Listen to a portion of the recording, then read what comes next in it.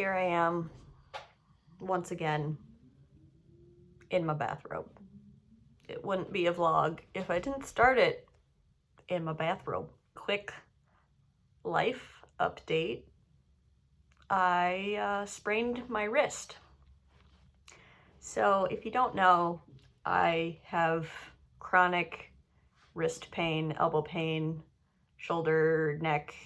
I deal with a lot of chronic pain, specifically in my wrists already.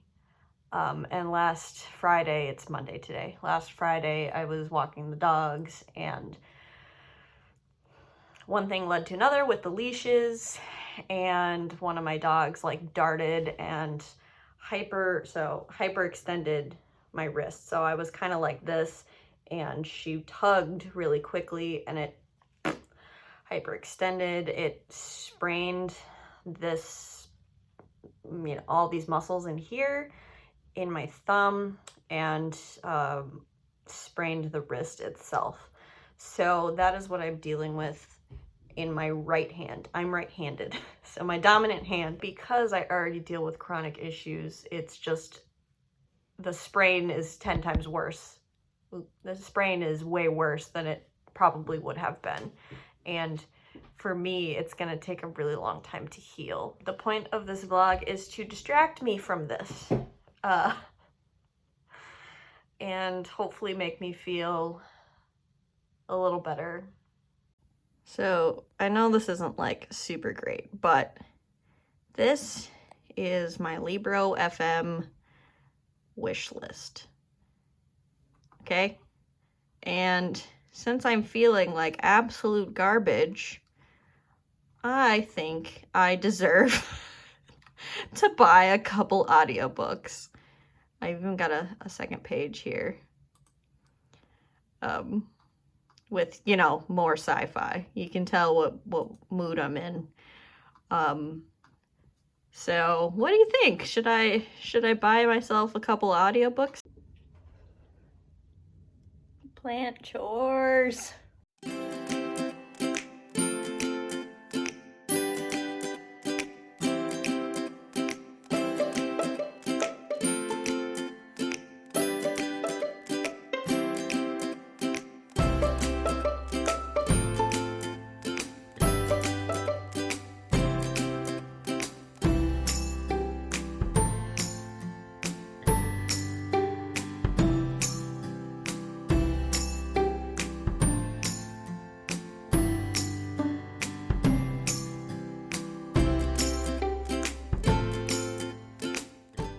It is the end of the workday. I am just finishing up, and I thought I'd do a reading update because while I was working, I was able to start an audiobook, and it's making me smile because I did treat myself and I bought a couple audiobooks, and one of them was a Talia Hibbert book.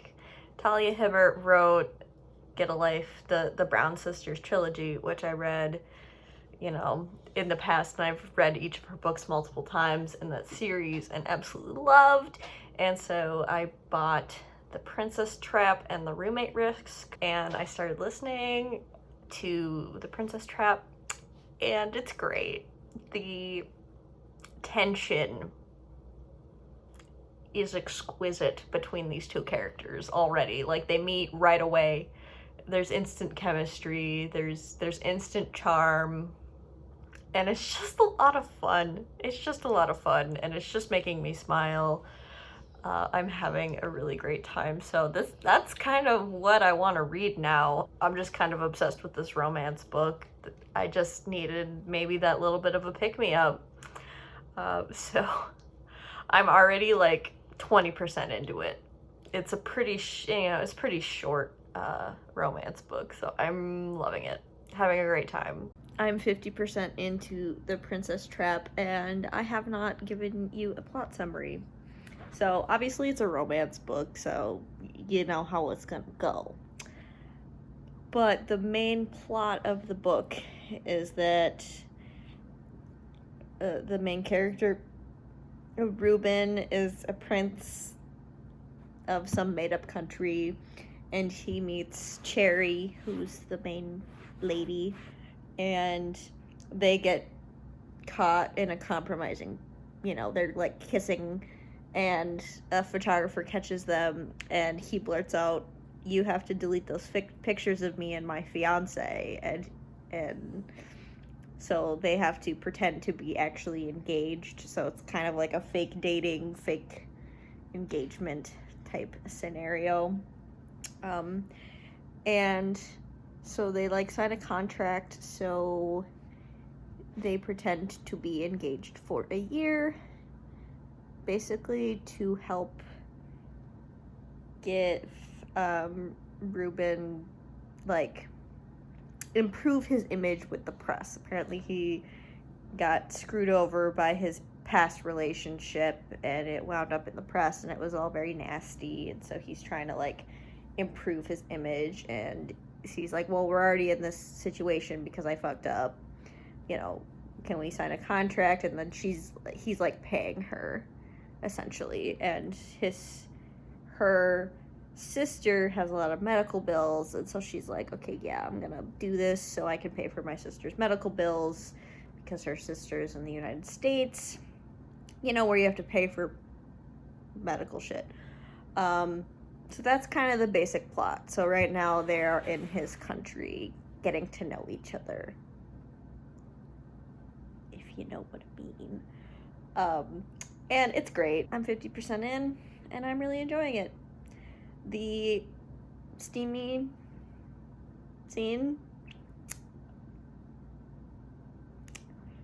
was great so far. Also, the main character is gay. Ruben, he part of the reason why the press hates him is because he doesn't talk about it in detail yet, but he alludes to the fact that he was in a relationship with a man, and the press didn't like that, so they kind of dragged him for it. And he's like, well, I just love whoever I love, or I'm gonna have sex with whoever I want to have sex with. And I'm like, aw, he's a bi boy, and that makes me really happy. So I finished the book. I'm giving it a 5 out of 5 stars because I am a puddle of goo about it. It was really sweet, and I loved it. It does deal with some serious topics, though, like, definitely, like, child abuse. Oh. Like, Ruben is abused as a child, and there is a scene where that abuse is laid out and detailed in, like, a flashback, so, keep that in mind. And there is some abuse that happens throughout the second half of the book, not between the two main characters, obviously, but there is the second, half of the book that's kind of a major plot line, is them dealing with child abuse and abuse. While the book had these types of serious things in it, I think it still handled it well, and it was both emotional and lighthearted at the same time. Like, it knew when to be lighthearted and sweet and sexy and romantic, and it knew when to be serious. And I thought that it balanced itself out really well. And I'm gonna immediately pick up another Talia Hibbert book because I'm just having such a great time reading. But look at how cute this lady is. Look at how cute she is. Can you show them your tail and how happy it is? Oh, look at that tail. Yeah, that's a good girl. This is Lila. She's our current foster, and she's up for adoption. And she's a very sweet lady. Yeah, she's a very sweet lady. That tail is something else. It just wags all the time. Hello. It is later.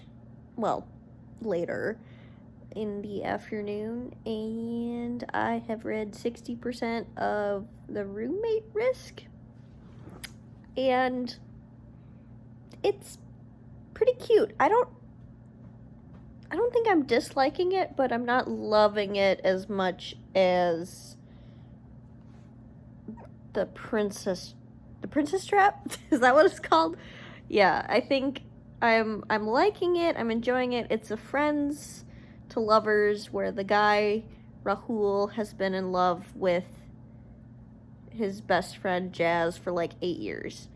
And I felt kind of similarly about the other Talia Hibbert book that I read that was Friends to Lovers, which is Take a Hint, Danny Brown, where the woman is like, I don't want a relationship, I just want to be friends with benefits, and he is like, okay, I will do it because I want to be close to you, but I'm actually in love with you. And that's kind of like the same sort of character dynamic as is this book, and I just don't know if I love that character dynamic in a romance as much.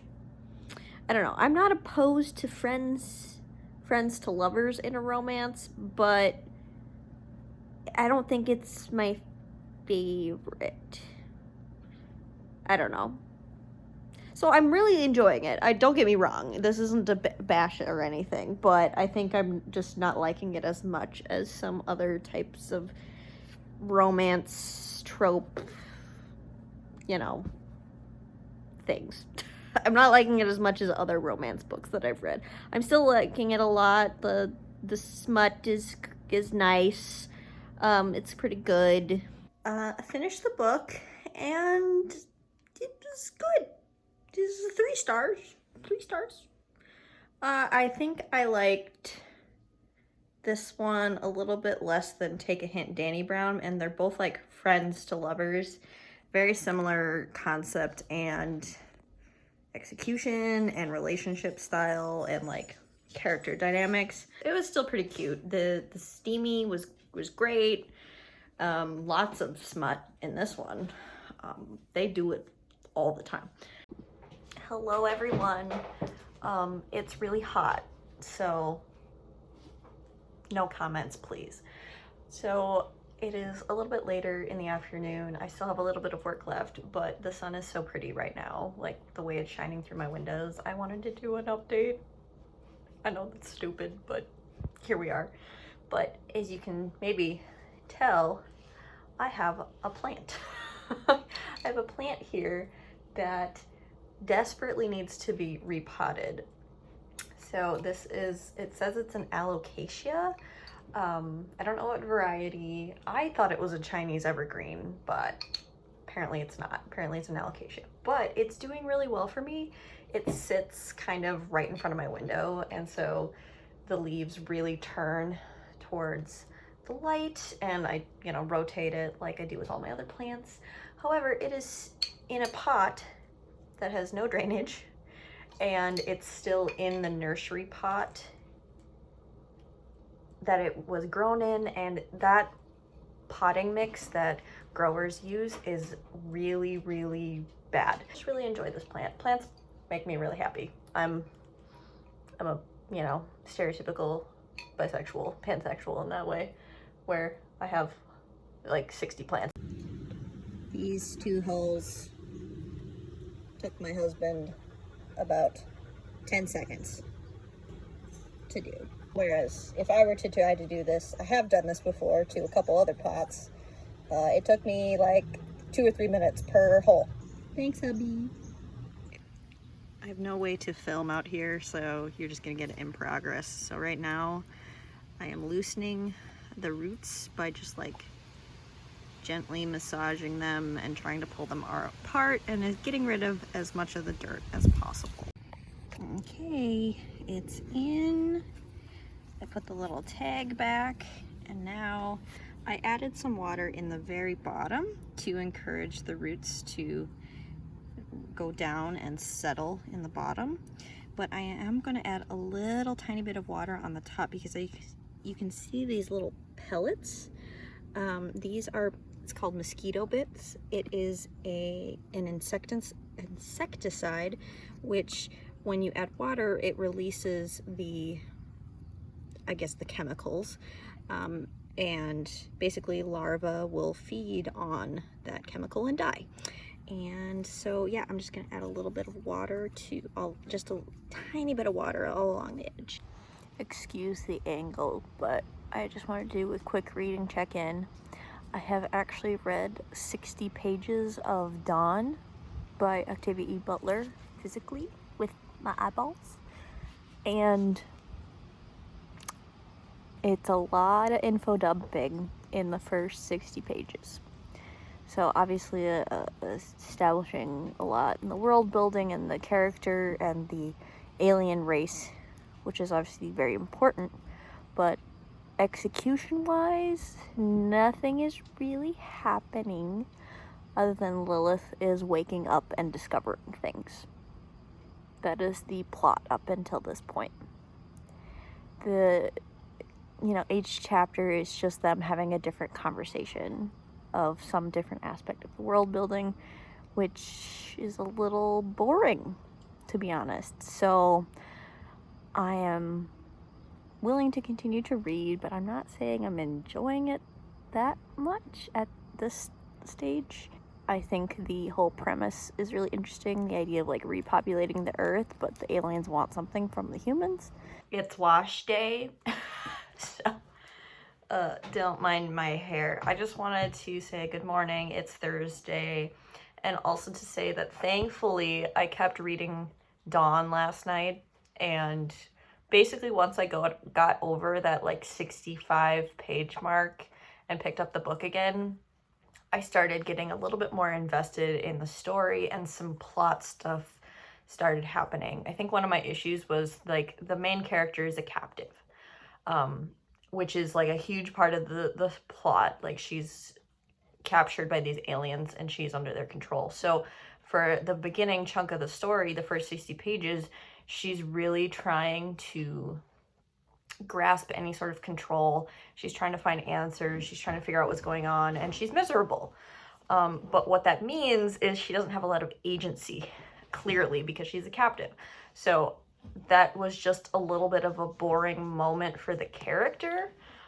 But now the aliens have kind of let her out of her cage and are teaching her things, and she's teaching them things, and she's starting to kind of rebel a little bit more. So she's starting to actually like have agency and do something now that we're past that initial stage of her confinement.